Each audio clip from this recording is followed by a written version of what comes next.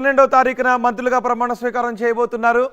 అందులో సామాజిక వర్గాల వారీగా ఎవరెవరికి మంత్రి పదవులు దక్కబోతున్నాయి, జనసేనకు ఎన్ని మంత్రి పదవులు దక్కబోతున్నాయి, బీజేపీ నుంచి ఎవరు మంత్రులుగా బాధ్యతలు తీసుకోబోతున్నారు, ఎస్సీ సామాజిక వర్గం నుంచి ఎస్టీ సామాజిక వర్గం నుంచి ఎవరు మంత్రులుగా ప్రమాణ స్వీకారం చేయబోతున్నారు, కాపు సామాజిక వర్గానికి ఎన్ని మంత్రి పదవులు దక్కబోతున్నాయి, రెడ్డి సామాజిక వర్గానికి ఎన్ని దక్కబోతున్నాయి, వైశ్య సామాజిక వర్గానికి ఎన్ని దక్కబోతున్నాయి, ఈ వివరాలతో దాదాపు ఒక లిస్ట్ తయారైంది.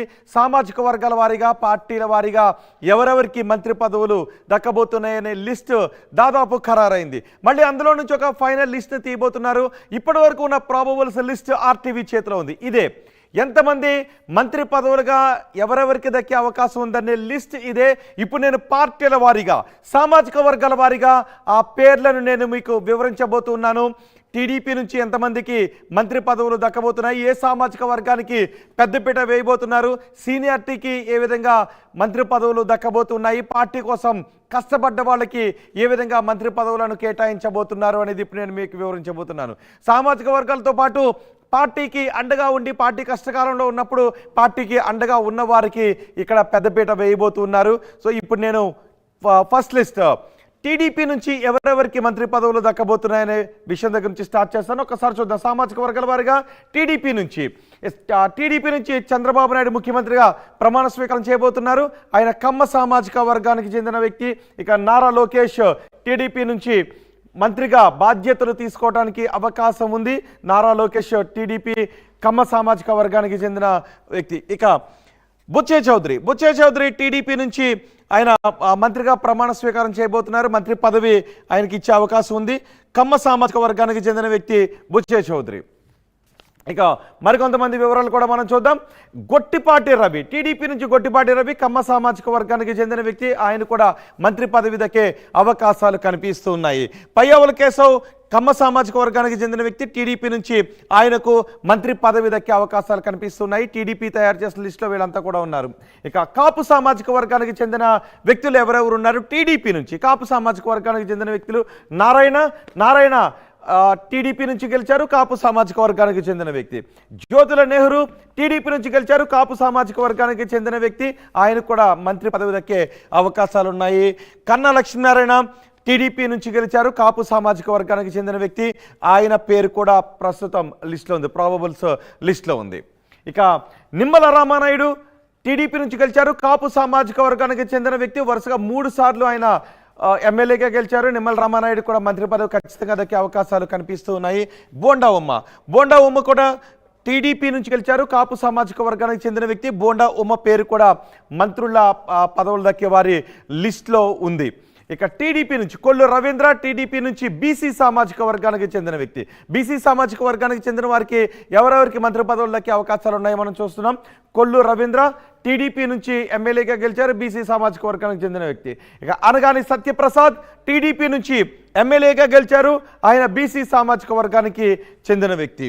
ఇక కోన రవికుమార్ టీడీపీ నుంచి ఎమ్మెల్యేగా గెలిచారు, బీసీ సామాజిక వర్గానికి చెందిన వ్యక్తి కోన రవికుమార్. సో బీసీ సామాజిక వర్గానికి చెందిన వాళ్ళు ఎవరెవరికి మంత్రి పదవులు దక్కే అవకాశాలు ఉన్నాయి మనం చూస్తున్నాం. పుట్ట సుధాకర్ యాదవ్ టీడీపీ నుంచి ఎమ్మెల్యేగా గెలిచారు, ఆయన బీసీ సామాజిక వర్గానికి చెందిన వ్యక్తి. ఇక సవితమ్మ టీడీపీ నుంచి ఎమ్మెల్యేగా గెలిచారు, బీసీ సామాజిక వర్గానికి చెందిన వ్యక్తి సవితమ్మ, మహిళ. పల్లా శ్రీనివాస్ టీడీపీ నుంచి ఎమ్మెల్యేగా గెలిచారు, బీసీ సామాజిక వర్గానికి చెందిన వ్యక్తి. ఇక కళా వెంకట్రావు టీడీపీ నుంచి గెలిచారు, బొత్స సత్యనారాయణపై బీసీ సామాజిక వర్గానికి చెందిన వ్యక్తి. సో బీసీ సామాజిక వర్గం నుంచి వీరికి మంత్రి పదవులు దక్కే అవకాశాలు కనిపిస్తున్నాయి. ఇక రెడ్డి సామాజిక వర్గం నుంచి టీడీపీ నుంచి గెలిచిన వారిలో రెడ్డి సామాజిక వర్గం నుంచి ఎవరెవరికి మంత్రి పదవులు దక్కే అవకాశం ఉందో చూస్తున్నాయి. ఇవన్నీ కూడా ప్రాబబుల్స్ లిస్ట్, ఫైనల్ లిస్ట్ ఖరారు చేసే అవకాశం ఉంది. ప్రస్తుతానికి వీరందరినీ పరిగణలోకి తీసుకుంటున్నారు. మాధవిరెడ్డి టీడీపీ నుంచి గెలిచారు, రెడ్డి సామాజిక వర్గానికి చెందిన మహిళ. రామ్ గోపాల్ రెడ్డి ఆయన ఎమ్మెల్సీగా ఉన్నారు, టీడీపీ నుంచి ఆయన ఎమ్మెల్సీగా ఉన్నారు, రెడ్డి సామాజిక వర్గానికి చెందిన వ్యక్తి. ఆయన కూడా మంత్రి పదవి ఇవ్వాలని అనుకుంటున్నట్టుగా తెలుస్తోంది, క్యాబినెట్లోకి తీసుకోవాలని అనుకుంటూ ఉన్నారు. సో మంత్రి పదవి దక్కే అవకాశం ఉన్న లిస్టులో రామ్ గోపాల్ రెడ్డి కూడా ఉన్నారు. కోట్ల సూర్యప్రకాష్ రెడ్డి టీడీపీ నుంచి ఆయన ఎమ్మెల్యేగా గెలిచారు, రెడ్డి సామాజిక వర్గానికి చెందిన వ్యక్తి. ఆనం రామనారాయణ రెడ్డి టీడీపీ నుంచి గెలిచారు, రెడ్డి సామాజిక వర్గానికి చెందిన వ్యక్తి. సో రెడ్డి సామాజిక వర్గానికి చెందిన వారికి ఎవరెవరికి మంత్రి పదవులు దక్కే అవకాశం ఉందనేది మనం చూస్తున్నాం. కోటంరెడ్డి శ్రీధర్ రెడ్డి టీడీపీ నుంచి గెలిచారు, రెడ్డి సామాజిక వర్గానికి చెందిన వ్యక్తి. ఇక బీసీ జనార్దన్ రెడ్డి టీడీపీ నుంచి ఎమ్మెల్యేగా గెలిచారు, రెడ్డి సామాజిక వర్గానికి చెందిన వ్యక్తి. సో వీరికి రెడ్డి సామాజిక వర్గానికి చెందిన వాళ్ళు వీరిని మంత్రి వర్గంలోకి తీసుకోవటానికి లిస్ట్ని తయారు చేశారు. ఇక రఘురామకృష్ణరాజు టీడీపీ నుంచి ఎమ్మెల్యేగా గెలిచారు. ఆయన క్షత్రియ సామాజిక వర్గానికి చెందిన వ్యక్తి. ఉండు నుంచి ఆయన ఎమ్మెల్యేగా గెలిచారు. క్షత్రియ సామాజిక వర్గానికి చెందిన వారిలో ఒకరి పేరు మనకు కనిపిస్తుంది. ఇక వైశ్య నుంచి ఇద్దరు పేర్లు మనకి కనిపిస్తున్నాయి. శ్రీరామ్ తాతయ్య టీడీపీ నుంచి ఎమ్మెల్యేగా గెలిచారు, టీజీ భరత్ టీడీపీ నుంచి ఎమ్మెల్యేగా గెలిచారు. శ్రీరామ్ తాతయ్య వైశ్య సామాజిక వర్గానికి చెందిన వ్యక్తి, టీజీ భరత్ కూడా వైశ్య సామాజిక వర్గానికి చెందిన వ్యక్తి. వైశ్య సామాజిక వర్గం నుంచి ఇద్దరికి మంత్రి పదవులు దక్కే అవకాశాలు కనిపిస్తున్నాయి. ఇద్దరు పేర్లను కూడా పరిశీలిస్తున్నారు. ఇక ఎస్సీ సామాజిక వర్గాల నుంచి ఎవరికి టీడీపీ నుంచి మంత్రి పదవులు దక్కే అవకాశం ఉంది, ఎవరి పేర్లను పరిగణలోకి తీసుకుంటున్నారనే వివరాలు కూడా మనం చూస్తే బాల వీరాంజనేయులు టీడీపీ నుంచి గెలిచారు, ఎస్సీ సామాజిక వర్గానికి చెందిన వ్యక్తి. వగలపూడి అనిత టీడీపీ నుంచి ఎమ్మెల్యేగా గెలిచారు, ఎస్సీ సామాజిక వర్గానికి చెందిన మహిళ. ఇక ఆనందరావు ఐతాబత్తుల ఆనందరావు టీడీపీ నుంచి ఎమ్మెల్యేగా గెలిచారు, ఎస్సీ సామాజిక వర్గానికి చెందిన వ్యక్తి ఐతాబత్తుల ఆనందరావు. ఎస్సీ సామాజిక వర్గం నుంచి వీరిని పరిశీలిస్తున్నారు. ఇక నక్క ఆనందబాబు టీడీపీ నుంచి ఎమ్మెల్యేగా గెలిచారు, ఎస్సీ సామాజిక వర్గానికి చెందిన వ్యక్తి. గుమ్మడి సంధ్యారాణి ఎస్టీ సామాజిక వర్గానికి చెందిన మహిళ, టీడీపీ నుంచి ఎమ్మెల్యేగా గెలిచారు. వీరిని మంత్రి పదవుల్లోకి తీసుకునే అవకాశాలు ఉన్నాయి. ప్రస్తుతం వీరి పేర్లను పరిశీలిస్తూ ఉన్నారు. టీడీపీ నుంచి మనము లిస్ట్ని చూసాము. ఇక జనసేన నుంచి సామాజిక వర్గాల వారిగా ఎవరెవరికి మంత్రి పదవులు దక్కే అవకాశాలను చూస్తాం. జనసేన నుంచి 21 మంది ఎమ్మెల్యేలుగా గెలిచారు, 4 మంత్రి పదవులు జనసేనకు ఇచ్చే అవకాశాలు కనిపిస్తున్నాయి. 4 పేర్లను పరిశీలిస్తున్నారు. పవన్ కళ్యాణ్ జనసేన నుంచి గెలిచారు, కాపు సామాజిక వర్గానికి చెందిన వ్యక్తి. నాదెండ్ల మనోహర్ జనసేన నుంచి గెలిచారు, కమ్మ సామాజిక వర్గానికి చెందిన వ్యక్తి. కొండతాల రామకృష్ణ జనసేన నుంచి గెలిచారు, బీసీ సామాజిక వర్గానికి చెందిన వ్యక్తి. దేవవరప్రసాద్ జనసేన నుంచి గెలిచారు, ఎస్సీ సామాజిక వర్గానికి చెందిన వ్యక్తి. సో జనసేన నుంచి 4 మంత్రి పదవులు దక్కే అవకాశాలు కనిపిస్తున్నాయి. ఈ 4 పేర్లు సామాజిక వర్గాల వారికి కనిపిస్తున్నాయి. కాపు ఒకరికి, బీసీ ఒకరికి, కమ్మ ఒకరికి, ఎస్సీ సామాజిక వర్గం నుంచి ఒకరికి మంత్రి పదవులు దక్కే అవకాశాలు కనిపిస్తున్నాయి. ఇక బీజేపీ నుంచి ఎవరికి మంత్రి పదవులు దక్కే అవకాశాలు ఉన్నాయి కూడా మనం చూస్తూ ఉన్నాం. బీజేపీ నుంచి సుజనా చౌదరి, కమ్మ సామాజిక వర్గం నుంచి సుజనా చౌదరికి మంత్రి పదవులు దక్కే అవకాశాలు కనిపిస్తున్నాయి. సత్యకుమార్ బీజేపీ నుంచి గెలిచారు, బీసీ సామాజిక వర్గానికి చెందిన వ్యక్తి సత్యకుమార్ కూడా మంత్రి పదవి దక్కే అవకాశం కనిపిస్తోంది. సో ఇది ఆంధ్రప్రదేశ్లో సామాజిక వర్గాల వారీగా పార్టీల వారీగా ఎవరెవరికి మంత్రి పదవులు దక్కే అవకాశం ఉందనే లిస్ట్ ఇది ప్రాబబుల్స్ లిస్ట్. ఇందులో దాదాపు ఇవే పేర్లు 1-2 అటు ఇటుగా దాదాపు వీళ్ళకే మంత్రి పదవులు దక్కే అవకాశాలు కనిపిస్తున్నాయి. మా ప్రతినిధి కృష్ణమోహన్ మనకి అందుబాటులో ఉన్నారు. ఒకసారి కృష్ణమోహన్తో మాట్లాడదాం. కృష్ణమోహన్, మన దగ్గర ప్రాబబుల్స్ లిస్ట్ ఉంది. సో ఇందులో సామాజిక వర్గాల వారీగా పార్టీల వారీగా ఎవరెవరికి మంత్రి పదవులు దక్కే అవకాశం ఉందనేది, దాదాపు వీరికైనా మంత్రి పదవులు దక్కే అవకాశం ఉంది. వీళ్ళ పేర్లను పరిగణలోకి తీసుకోవడంలో అనుసరించిన విధానాలు ఏంటి? అంటే బేసిక్గా ఒకటి రోహిత్, ఈ వ్యవహారంలో మాత్రం కేబినెట్లో కూడా 3వ వ్యక్తిని ఎవరిని అనుమతించకుండానే చంద్రబాబు, లోకేష్ ఇద్దరు మాత్రమే కూర్చొని వ్యవహారం మీద ప్రాబుల్స్ లిస్టుని ఇప్పుడు కూడా కూర్చున్న పరిస్థితి అయితే చాలా స్పష్టంగా కనపడుతుంది. ఆర్టీవీ దగ్గర ఎక్స్క్లూజివ్ సమాచారం ఉంది. అయితే ఇక్కడ ఈ 5 సంవత్సరాల్లో పార్టీ కష్టకాలంలో ఉన్నప్పుడు పార్టీ కోసం పనిచేసిన వ్యక్తులు ఎవరు, వాళ్ళు ఎంతవరకు కష్టపడ్డారు అనేది పెద్ద ఎత్తున ప్రాధాన్యత తీసుకుంటున్న పరిస్థితి. ఎవరు ఏ విధంగా ఉపయోగపడ్డారు పార్టీ కోసం, ఏ విధంగా సహాయం చేశారు, పార్టీకి అండగా నిలబడిన వ్యక్తులు ఎవరు అదే దాని మీద తప్పితే ఇక మిగతా వ్యవహారాలు దీంట్లో ఎక్కడ కూడా ఎంటర్ కానిచ్చిన పరిస్థితి అయితే మనకి కనపడటం లేదు.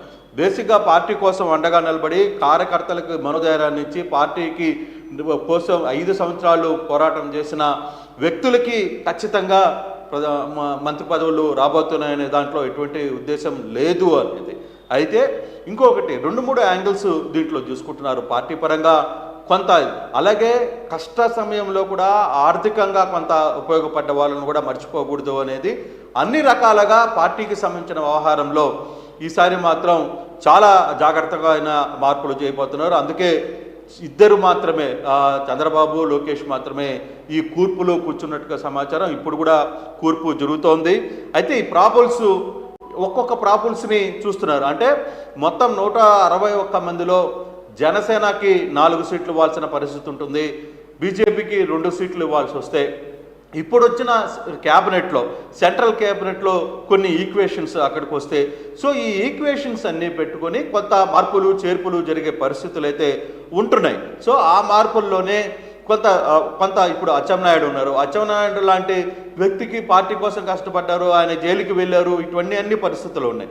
అయితే అదే ఇంట్లో ఒక క్యాబినెట్ హోదా ఉంది కాబట్టి మరి మళ్ళీ అచ్చెన్నాయుడికి దొరుకుతుందా లేదా అనే ఈక్వేషన్స్ కొంత ఆయన పదవికి కొంత ఇబ్బంది కలిగే పరిస్థితి అనేది కొంత బయట టీడీపీ నుంచి వస్తున్న ఇంటర్నల్ సమాచారం. అయినా కానీ అతనికి మాత్రం ఒక చీఫ్ విప్ లాంటి మంచి పదవి కట్టబెట్టబోతున్నారు అనే ఒక స్పష్టమైన ఒక ఆలోచన అయితే కనపడుతుంది. కానీ అచ్చెన్నాయుడు చేసిన సేవల్లో ఖచ్చితంగా అతనికి ముందు పాత్ర వేయాల్సిందే అనేది పట్టుపడుతుంది. బహుశా అక్కడ మంత్రి పదవి వచ్చినా కూడా తిరిగి ఇంట్లో ఇద్దరికి మంత్రి పదవి వచ్చినా కూడా ఆశ్చర్యపోవాల్సిన పని లేదు. సో డెఫినెట్గా జిల్లా అధ్యక్షుడిగా అచ్చెన్నాయుడు చేసిన రోల్ని పార్టీ డెఫినెట్గా గుర్తుపెట్టుకుంటుంది అనేది కొంత ఇన్సైడ్ నుంచి వస్తున్న సమాచారం. అయితే ఇప్పుడు సామాజిక వర్గాల వారిగా ఎవరెవరిని కూర్పు తీసుకోవాలి, వీటిలో ఎవరెవరు పనిచేశారు అనే అంశం మీద కూడా చాలా క్లారిటీగా అంటే జిల్లా ప్రాతిపదికన చూస్తున్నారు, అట్ ద సేమ్ టైం సామాజిక వర్గాల వారిగా చూస్తుంటున్నారు.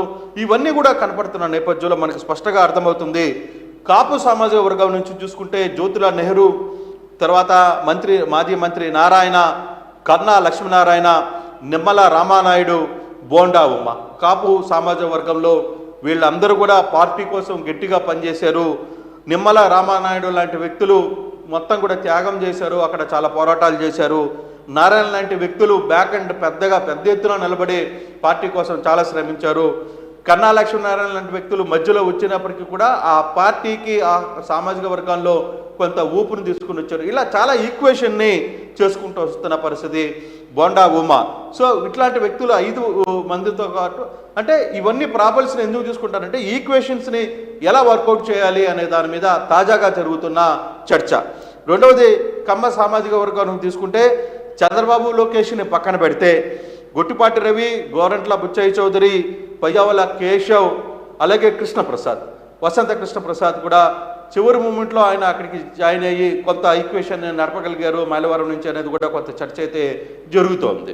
అలాగే బీసీ సామాజిక వర్గం నుంచి పల్లా శ్రీనివాస్, అలాగే కొల్లు రవీంద్ర, అనగాని సత్యప్రసాద్, కూన రవికుమార్ శ్రీకాకుళం జిల్లా, కళా వెంకట్రావు, అలాగే సుధాకర్ యాదవ్ కడప, సబితమ్మ అనంతపూర్, ఇలా ఈ జిల్లాల నుంచి కూడా వీళ్ళు అక్కడ వ్యవహరించిన జీలు పార్టీ కోసం పనిచేసిన వ్యవహారాలు వీటన్నిటిని దృష్టిలో పెట్టుకునే పరిస్థితి అయితే చాలా స్పష్టంగా కనపడుతుంది. ఇక రెడ్డి సమాజ వర్గం నుంచి వస్తే కడప జిల్లా నుంచి రామ్ గోపాల్ రెడ్డి ఎమ్మెల్సీగా ఉన్నారు.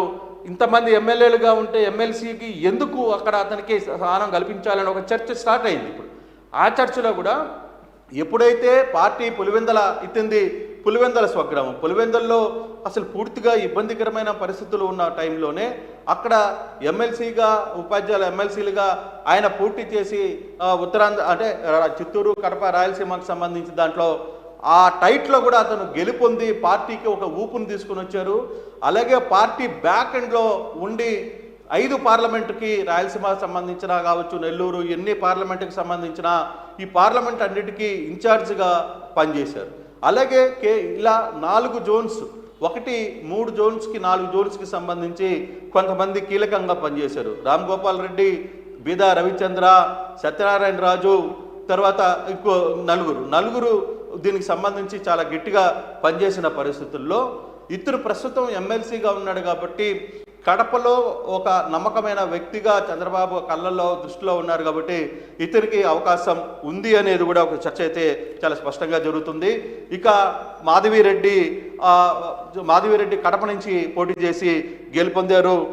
తర్వాత కోట్ల సూర్యప్రకాష్ రెడ్డికి డిప్యూటీ సీఎం కూడా వచ్చే అవకాశాలు ఉన్నప్పటికీ కానీ ఓన్లీ ఒక్క డిప్యూటీ సీఎంనే పెడదామా అనే ఒక ఆలోచనలో ప్రస్తుతం అయితే కలుపుతుంది. అది కేవలం పవన్ కళ్యాణ్కి మాత్రమే. సో ఇప్పుడు కోట్ల సూర్యప్రకాష్ రెడ్డి అక్కడ డోన్ నుంచి గెలుపొందారు. తర్వాత ఆయనకి ఒక ప్రామిస్ కూడా గతంలో చేసిన నేపథ్యంలో ఖచ్చితంగా రెడ్డి సామాజిక వర్గంలో కోట్ల సూర్యప్రకాష్ రెడ్డి కర్నూలు జిల్లా నుంచి ప్రాతినిధ్యం వహించే అవకాశాలు ఎక్కువగా కనపడుతున్నాయి. ఇక మనం కానీ చూసుకుంటే నెల్లూరు జిల్లాలో 2 పేర్లు తెర మీదకి వచ్చాయి. ఆనం రామనారాయణ రెడ్డి, రెండవది కోటంరెడ్డి శ్రీధర్ రెడ్డి. వీళ్ళ ఇద్దరు కూడా పార్టీని 1.5 సంవత్సరం ముందుగానే వదిలి బయటకు వచ్చి పార్టీలో జరుగుతున్న అంటే అధికార పార్టీని వదిలి బయటకు వచ్చి పోటీ చేశారు, గెలుపొందారు. సో ఈ ఇద్దరిలో ఎవరికో ఒకరికి ఛాన్స్ ఉండే అవకాశం అయితే ఉంది. ఎందుకంటే నెల్లూరు జిల్లాలో ఒక పక్క నారాయణ ఖచ్చితంగా అతనికి మంత్రి పదవి ఉంటుందని చెప్తున్న నేపథ్యంలో, మరోవైపు కోటమిరెడ్డి శ్రీధర్ రెడ్డి లేదు ఆనం రామనారాయణ రెడ్డి అన్న ఒక చర్చ అయితే రెడ్డి సామాజిక వర్గంలో చర్చ జరుగుతోంది. సో నెల్లూరు జిల్లా నుంచి ఇద్దరు పేర్లు కనపడుతుంది. తర్వాత బీసీ జనార్దన్ రెడ్డి పేరు కూడా కర్నూలు జిల్లా నుంచి వస్తున్న పరిస్థితి అయితే చాలా స్పష్టంగా కనబడుతుంది. ఇక ఓసీ సామాజిక వర్గం నుంచి చూసుకుంటే శ్రీరామ్ తాతయ్య, టీజీ భరత్ ఇద్దరు కూడా వైశ్య సామాజిక సంబంధించిన వర్గీయులే. వీళ్ళిద్దరికీ వైశ్య సమాజ వర్గంలో కాబట్టి వీళ్ళిద్దరిలో ఒకరికి మాత్రమే ఛాన్స్ ఉంటుంది. రఘురామకృష్ణంరాజు మరోవైపు క్షత్రియ సామాజిక వర్గాల నుంచి, ఇతను కూడా పార్టీ ఎంపీగా గెలుపొంది నరసాపురం నుంచి మొదటిసారి షాక్ ఇచ్చి జగన్ని షాక్ కొట్టి బయటకు వచ్చి ఒక యుద్ధం లాంటి వాతావరణాన్ని రఘురామకృష్ణంరాజు క్రియేట్ చేశారు. పార్టీలో తెలుగుదేశానికి అనుకూలంగా మాట్లాడుతూ కొంత ఊపుని తెచ్చే ప్రయత్నం చేశారనేది కృష్ణమోహన్. ఇక్కడ రఘురామకృష్ణరాజు దగ్గర ఒక డౌట్ వస్తూ ఉంది. కృష్ణమోహన్, రఘురామకృష్ణరాజు దగ్గర ఎందుకంటే ఇటు నరసాపురం అటు ఉండి రెండు దగ్గరగానే ఉంటాయి కాబట్టి రఘురామకృష్ణరాజుకి అక్కడ ఇచ్చే అవకాశం ఉంటుందా? ఖచ్చితంగా రామానాయుడికి ఇచ్చే అవకాశం అయితే కనిపిస్తుంది. సో అక్కడే కాబట్టి రఘురామకృష్ణరాజుకి ఇచ్చే అవకాశం ఉందా? రెండు గజపతుల కుటుంబం నుంచి ఎవరికి ఉండే అవకాశం లేదా? బొబ్బిలరాజుకు సంబంధించిన వాళ్ళలో కూడా గెలుపు వచ్చింది కాబట్టి అంటే అక్కడ ఒక సమస్య ఉంది. రెండవది రఘురామకృష్ణరాజుకి అడ్డంకి కానీ తగిలితే, ఒకటి నర్సాపురం ఎంపీగా ఉన్న శ్రీనివాస వర్మని అదే సామాజిక వర్గానికి సంబంధించిన ఎంపీని తీసుకువెళ్ళి సహాయ మంత్రిగా కేంద్ర సహాయ మంత్రిగా ఆయన ఉన్నారు కాబట్టి మరి ఒకవేళ అడ్డం జరిగితే ఒకే సామాజిక వర్గంలో ఒకే పార్లమెంట్లో ఇద్దరు మళ్ళీ ఉండికి అవసరం ఉందా లేదా అని ఒక చర్చ అయితే కొనసాగుతుంది. కానీ రఘురామకృష్ణరాజుకి ఒక క్రియేట్ చేసాడు కాబట్టి ఒక మాఫియా ఒక ట్రెండ్ని క్రియేట్ చేయగలిగాడు కాబట్టి బహుశా అతనికి ఇచ్చే ఛాన్స్ ఎక్కువగా ఉంటుంది అనేది కొంత జరుగుతుంది. నిమ్మల రామానాయుడు ఖచ్చితంగా పార్టీ కోసం అహర్నిశలు పనిచేసిన వ్యక్తి. డెఫినెట్గా కాపు సామాజిక వర్గంలో అతనికి ఆ ప్రాంతం నుంచి ఎంపీ వస్తుందనేది బలంగా చెప్తున్న పరిస్థితి. అంటే ఇక్కడ బొబ్బలికి సంబంధించిన దాంట్లో కూడా వాళ్ళు అక్కడే గెలిపించారు కాబట్టి సో అశోక్ గజపతి రాజుకు సంబంధించిన కూతురు కూడా అక్కడ అంటే సామాజిక వర్గాల్లో 3 సామాజిక వర్గాల్లో 3 పేర్లు అక్కడ వినిపిస్తున్నాయి. సో ఆ 3 పేర్లలో ప్రాబుల్స్లో లిస్టులో కూడా వాళ్ళ పేర్లు ఇప్పుడు అంటే ఒక్కొక్క సామాజిక వర్గానికి సంబంధించి ఇప్పుడు యాడానవుతున్నాయి, కొన్ని డిలీటేషన్స్ జరుగుతున్నాయి. ప్రస్తుతానికి మనకు అందుతున్న సమాచారం వరకు మనం ఇప్పుడు ఏం జరగబోతుంది, ఇప్పుడు ఏం జరుగుతుంది అనే అంశాన్ని మాత్రమే మీ ముందు పెట్టే ప్రయత్నం అయితే చేస్తున్నాను రఘు. సో ఓసీకి సంబంధించిన వ్యవహారాలు కానీ ఇలా కానీ వస్తే ఇక ఎస్సీ ఎస్టీకి సంబంధించిన సమాచారం అయితే బాల వీరాంజనాయులు, తర్వాత ఐతాబత్తుల ఆనందరావు, నక్క ఆనందబాబు, గుమ్మడి సంజయ్ రాణి. దీంట్లో 3 ఎస్సీ సమాజ వర్గం, 2 ఎస్టీ సమాజ వర్గానికి సంబంధించిన వ్యక్తులుగా కనపడుతున్నారు. తర్వాత ఇక జనసేన పార్టీ నుంచి కూడా ఎవరికి ఇవ్వాల్సిన ఒక లెక్క కనపడుతుంది. ఇక పవన్ కళ్యాణ్ ఎలాగా ఉంటారో అది పక్కన పెడితే నాదెండ్ల మనోహర్ కమ్మ సామాజిక వర్గం నుంచి, కొనతల రామకృష్ణ ఈయన బీసీ సామాజిక వర్గం నుంచి, దేవర వరప్రసాద్ ఐఆర్ఎస్ రిటైర్డ్ అతను కూడా ఎస్సీ సామాజిక వర్గం నుంచి. కాబట్టి ఇక్కడ 4 మంత్రి పదవులు పవన్ కళ్యాణ్తో కలుపుకొని 4 మంత్రి పదవులు అక్కడ వెళ్ళే అవకాశం ఉంది అనేది కొంత జనసేన నుంచి కూడా మనకు సమాచారం. ఇక బీజేపీ నుంచి 2కి ఇవ్వాలనుకుంటున్నారు కాబట్టి ఒకటి యాదవ బీసీ సామాజిక వర్గానికి సంబంధించిన ధర్మవరం నుంచి గెలిచిన సత్యకుమార్కి ఒకటి ఉండవచ్చు. రెండవది విజయవాడ నుంచి గెలుపొందిన సుజనా చౌదరికి ఛాన్స్ ఉండేది అనేది బీజేపీ నుంచి అందుతున్న సమాచారం. అయితే ఇవన్నీ ప్రాబుల్స్ మాత్రమే. ఈ ప్రాబుల్స్లో ఎవరికి చంద్రబాబు రైట్ వేస్తారు ఇది పూర్తిగా కూడా ఇది మాత్రం కంప్లీట్గా చంద్రబాబు పవన్ కళ్యాణ్ ఆదేశాల ప్రకారం చంద్రబాబుకు సంబంధించిన వ్యవహారంలో మాత్రమే ఇది క్లియర్గా టిక్కు కొట్టే పరిస్థితి అయితే ఉంటుంది. కేవలం చంద్రబాబు నారా లోకేష్ ఇద్దరు వ్యవహారం మీద సీరియస్గా డెసిషన్ తీసుకుంటున్నారు. ఇక నారా లోకేష్ కూడా తన యంగ్ టీంని కొంత బిల్డప్ చేసుకోవాలని ఒక ప్రయత్నం చేస్తున్నారు. ఇక పాత తరం నాయకులకి కొంత స్వస్తి చెప్పాలి, యువతను ప్రోత్సహించాలి, అనుభవం ఉండాలి, అలాగే యువతకు కూడా అనుభవానికి తీసుకురావాలి అనే అంశాన్ని నారా లోకేష్ గట్టిగా చూస్తున్నారు. ఆ దిశగానే కొంత అనుకోని కూడా కొన్ని ఎక్స్పెక్ట్ చేయని మంత్రి పదవులు కూడా ఈసారి కొందరికి లభించబోతున్నాయి అనేది కూడా కొంత సమాచారం. ఈ ప్రాబుల్స్లో అయితే ఇప్పుడు వరకు కూడా ఈ ప్రాబుల్స్ పేరు మీద చర్చ జరుగుతూ ఉన్న పరిస్థితి అయితే కనబడుతుంది. రాధాకృష్ణ మోహన్, అది మొత్తానికి ఆర్టీవీ దగ్గర ఉన్న ప్రాబబుల్స్ లిస్ట్. ఇప్పటివరకు చంద్రబాబు నాయుడు ఎవరెవరికి మంత్రి పదవులు ఇవ్వాలి, జనసేనకి ఎన్ని ఇవ్వాలి, బీజేపీకి ఎన్ని ఇవ్వాలి, టీడీపీ నుంచి ఎవరికి మంత్రి పదవులు ఇవ్వాలి అనే విషయం పైన ఒక లిస్ట్ని తయారు చేస్తున్నారు. ఆ లిస్టే మా దగ్గర ఉంది. ఇందులో ఉన్నవారికే దాదాపు మంత్రి పదవులు వచ్చే అవకాశం ఉంది. అది ఎవరి ప్రయత్నాలు వాళ్ళు చేస్తూ ఉన్నారు. మళ్ళీ అందులో ఎవరికి టిక్ పెడతారు, ఎవరిని మైనస్ చేస్తారు అనేది కూడా కనిపిస్తుంది. టీడీపీ విషయానికి మాత్రం నారా లోకేష్, చంద్రబాబు నాయుడే పూర్తిగా కసరత్తు చేస్తూ ఉన్నారు. అటు జనసేనకు మాత్రం 4 మంత్రి పదవులు ఇవ్వాలని అనుకుంటూ ఉన్నారు. బీజేపీకి 2 మంత్రి పదవులు ఇవ్వాలని అనుకుంటున్నారు. దాదాపు ప్రాబబుల్స్ లిస్ట్ అయితే ఆర్టీవీ చేతిలో ఉంది. మరి ఇందులో నుంచి సామాజిక వర్గాల వారీగా, ప్రాంతాల వారీగా ఎవరికి ఫైనల్ టిక్ చేస్తారు అనేది ఆ వివరాలు కూడా ఖచ్చితంగా మీకు ఆర్టీవీ అందిస్తుంది. ప్రస్తుతానికైతే ఇంకా కసరత్తు జరుగుతుంది. కసరత్తు జరిగేటప్పుడు ఆర్టీవీ దగ్గరికి వచ్చిన లిస్ట్ని యథాతథంగా మీకు అందించాము. సో లిస్ట్ ఫైనలైజ్ అయిన తర్వాత ఎవరు క్యాబినెట్లో ఉండబోతున్నారు, సామాజిక వర్గాల వారీగా, ప్రాంతాల వారీగా, పార్టీల వారీగానే వివరాలను మళ్ళీ ఆర్టీవీ మీకు అందిస్తుంది.